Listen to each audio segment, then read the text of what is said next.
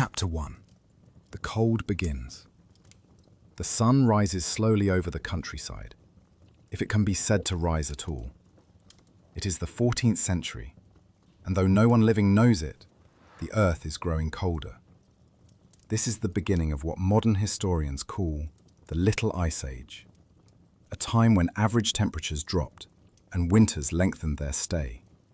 In the distance, a wooden roof groans under the weight of snow. The air is still. The people do not know the cause. They only know that the winters feel deeper now, longer. In the past, the frost would melt by February. Now it stays until April. Some say it is God's punishment. Others say it is the stars. No one truly knows. But for the farmers of medieval Europe, the result is always the same: hunger, shivering, and endless grey skies. Crops do not grow well when the soil is frozen. Animals die without shelter. But there is no weather report, no storm warning, no woolen coat from the market. Only what you've prepared in autumn, and the will to make it through. Some believe it was the volcanoes, distant eruptions that no one in Europe had seen, darkening the skies with ash.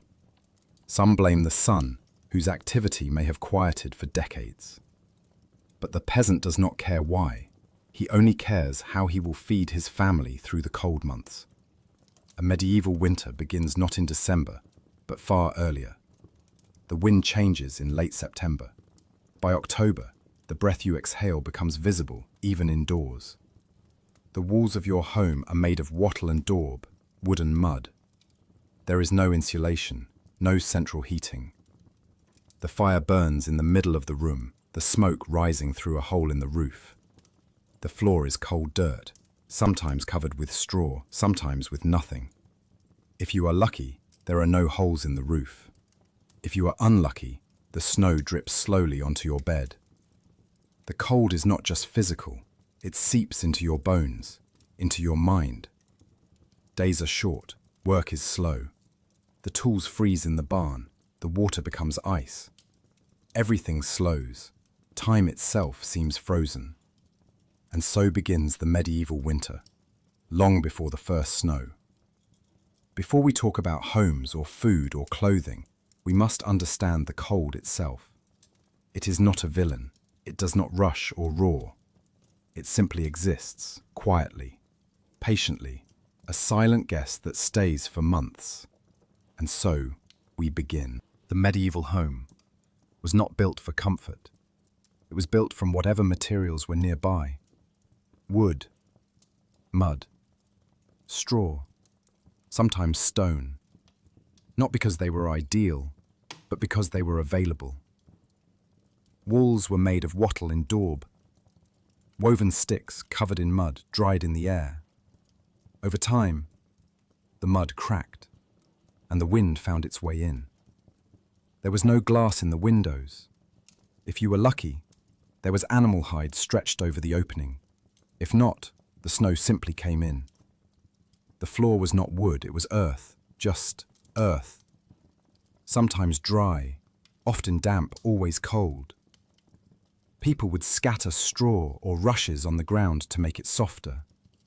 This also absorbed spills and smells. It was rarely cleaned. Over time, it turned into a brown, matted carpet of mud, straw, grease, and ash.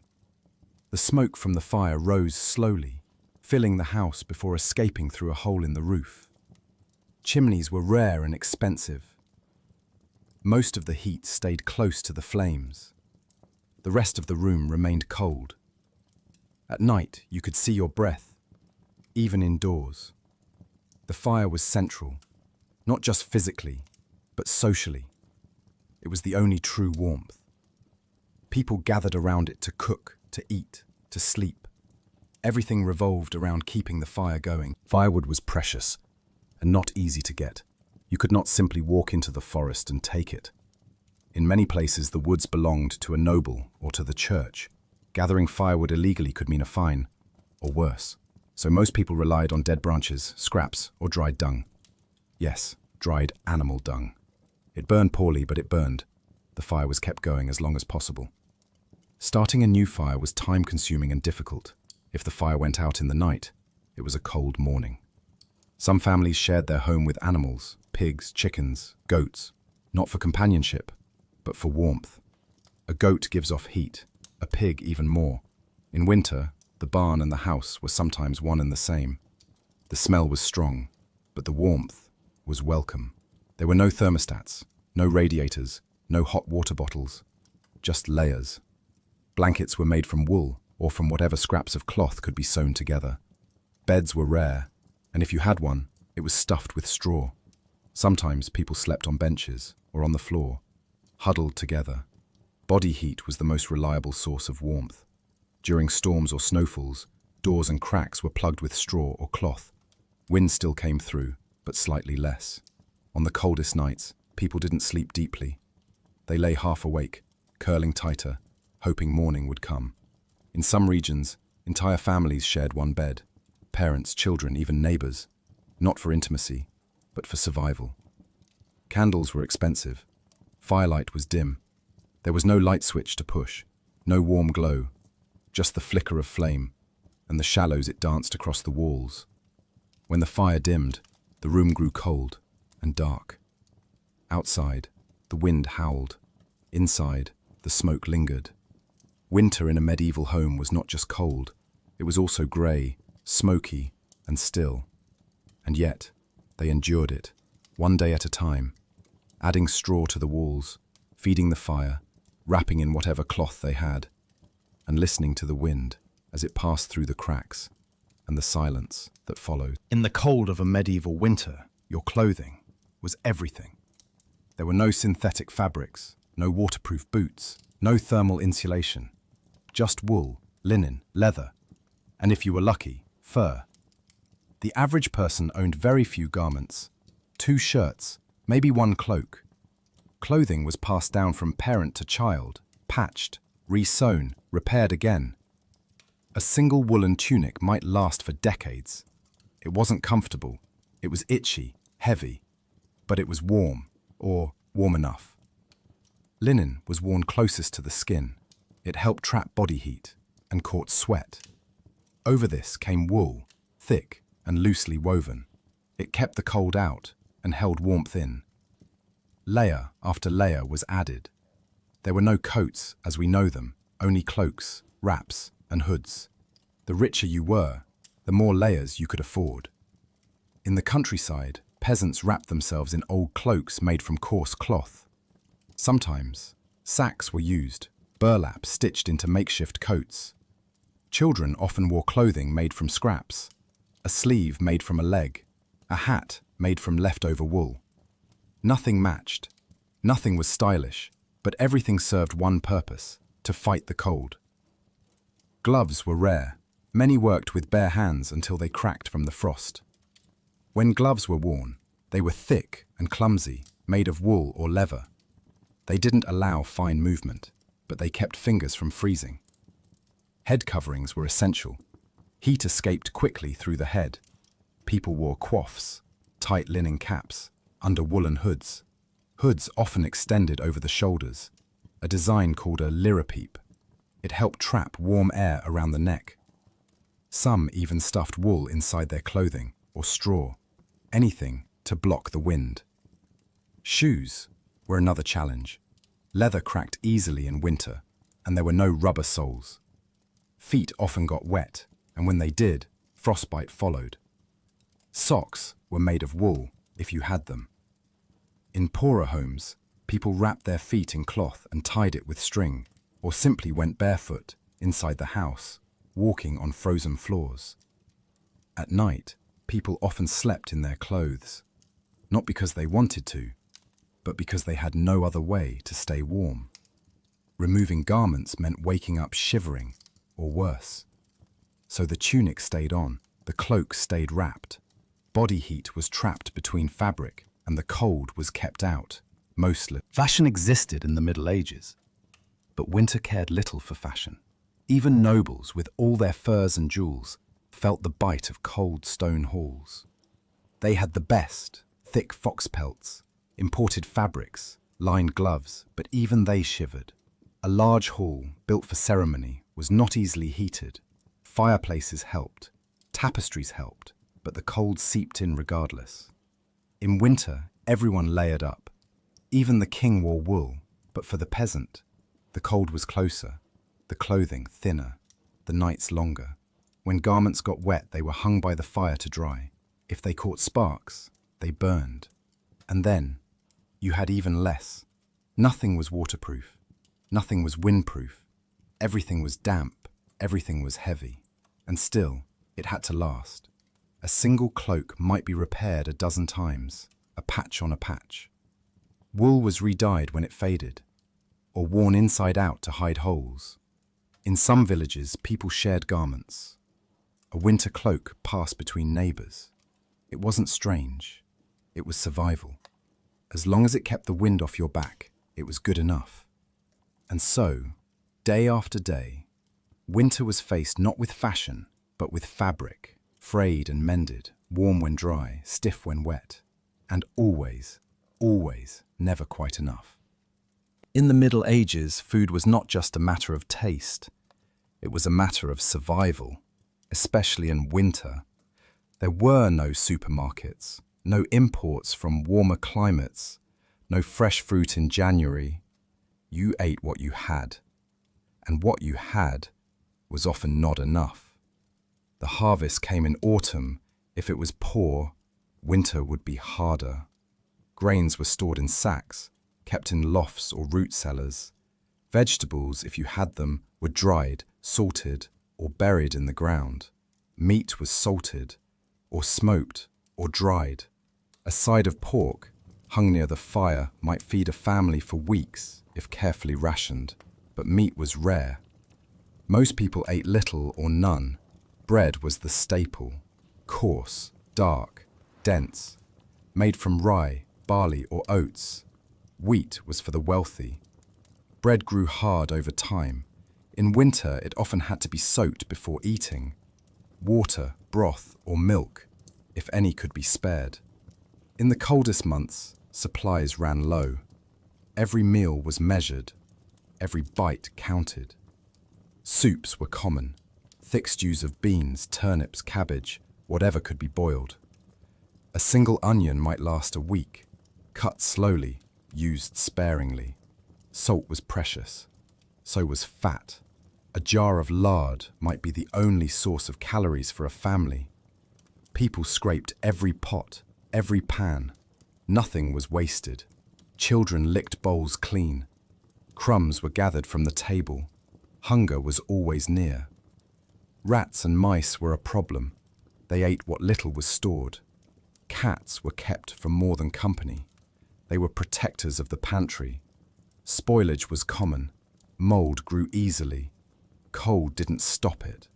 Not entirely. Some food turned sour or rotten. People ate it anyway.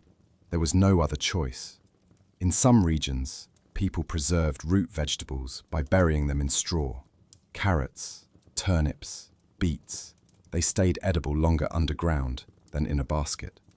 Apples were stored in cool rooms, wrapped in cloth, stacked carefully.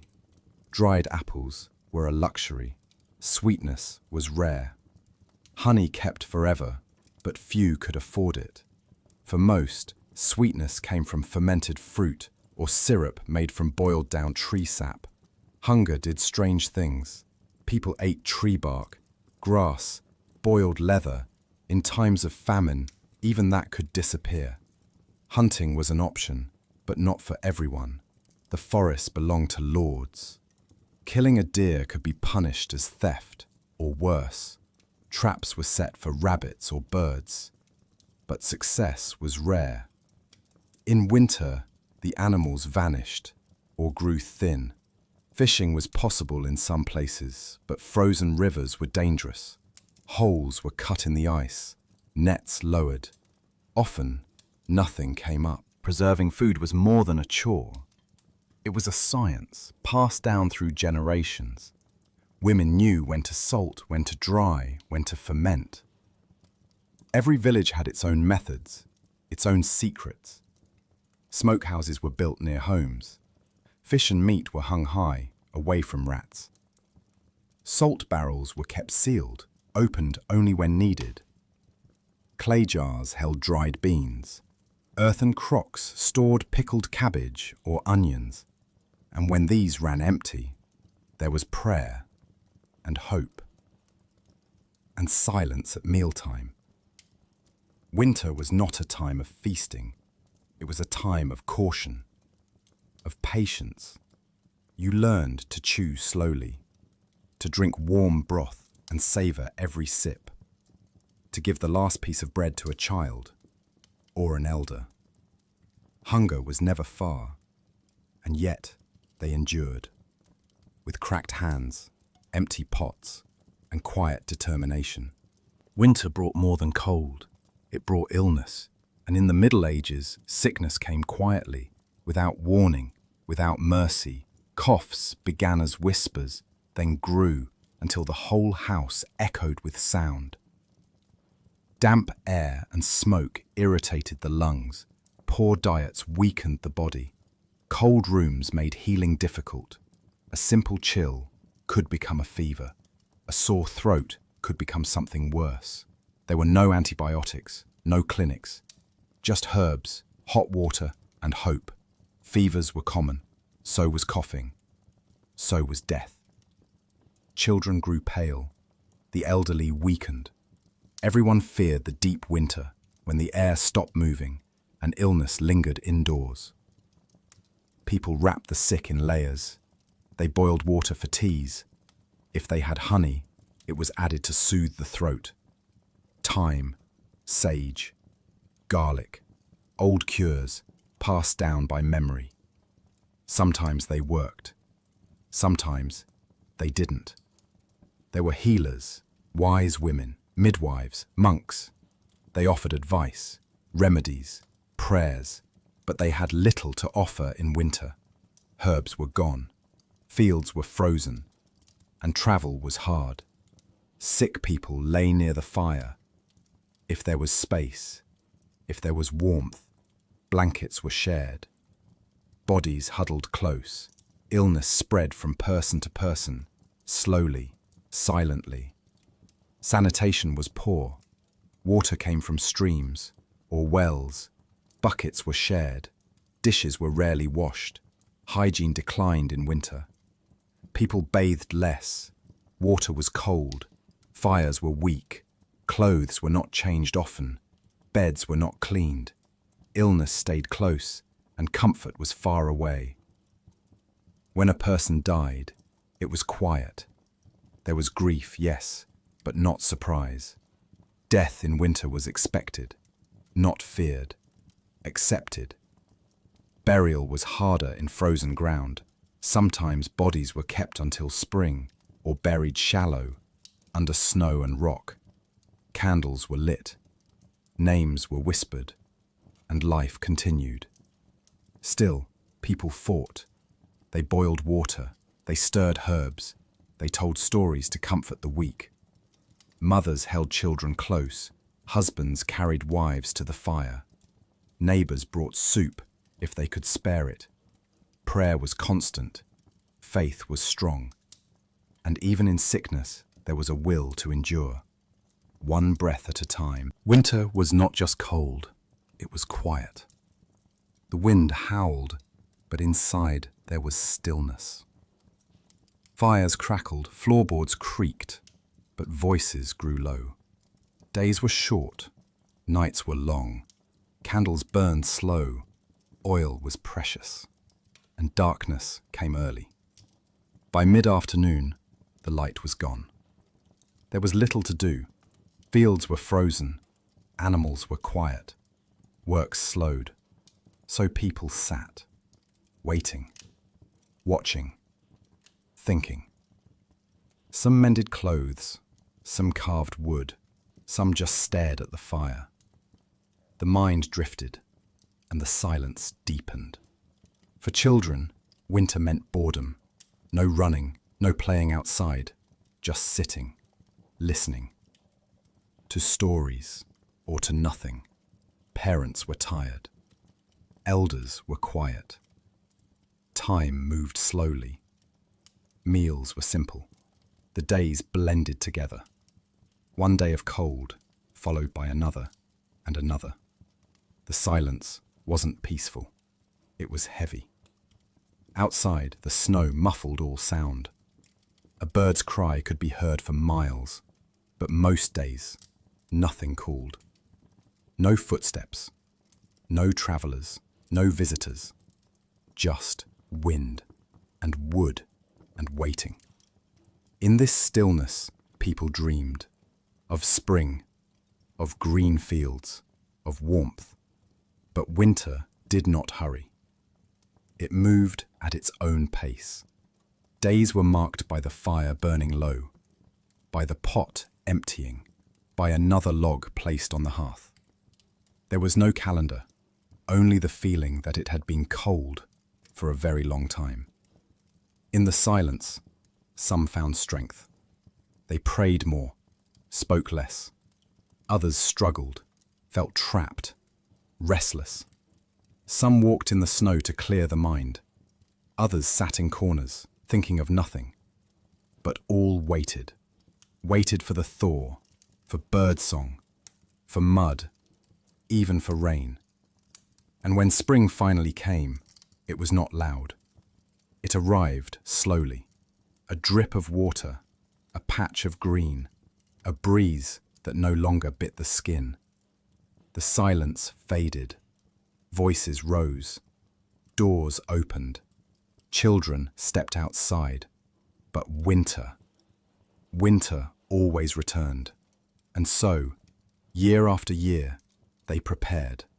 For cold, for hunger, for silence, and for survival. In the center of every home, there was a fire. It was small, sometimes just embers, but it burned. And because it burned, the darkness stayed outside. The fire was not just warmth, it was life, it was comfort, it was company. Families gathered around it. They did not talk much. Words were few, but they sat close, watching the flames. The orange glow touched their faces, their hands, their silence. The fire crackled softly, like a whisper that never stopped. It was the only sound in the night. Ash built up in the hearth. It was cleared carefully. Some kept a bit of coal alive, overnight.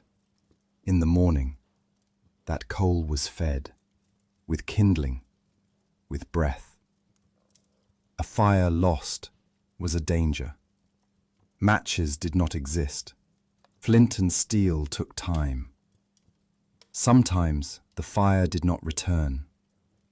The fire cooked the meals, boiled the water, dried the boots. It lit the room. It warmed the bed straw. The fire marked the rhythm of the day.